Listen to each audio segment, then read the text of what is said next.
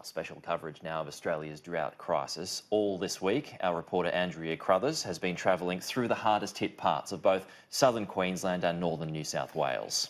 Today, she joins us live from the town of Coonamble. Andrea, farmers there say these droughts, dust storms, are the worst they've ever seen. That's right, Laura. Wild, hideous, and absolutely nothing they can do about them. That's how farmers here have been describing these relentless dust storms that seem to just keep coming on through these parts, as they do with a lot of inland Australia.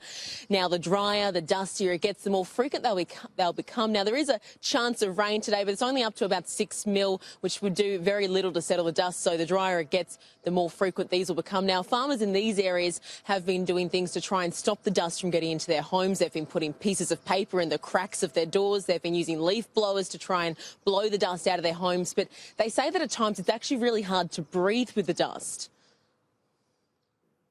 There's been instances where we've woken up in the middle of the night, hardly able to breathe because the dust has come through. Big dust storm, night time, waking up and think, you know, it's hard to take a breath. Now, Leonie and Jamie Goldsmith of a sheep station about 50 kilometres northeast of here. Now, often for farmers in these areas, when everywhere looks brown and barren, their home is their real oasis to try and escape. Now, they say that with the way these storms are so tough, that it's actually really hard to escape reality. Andrea, aside... One thing that has struck me in this one, and I certainly have felt it myself, is the mental side of things. And that's when you get that dust coming in, and it just, you've been out in there, been out in the paddocks, and you walk through the gate and you're still getting blown by dust, and the dust is all through the house. That's when things get a little bit tough. And it's just all the little things that sort of then add up to think, oh, why? Why are we still here?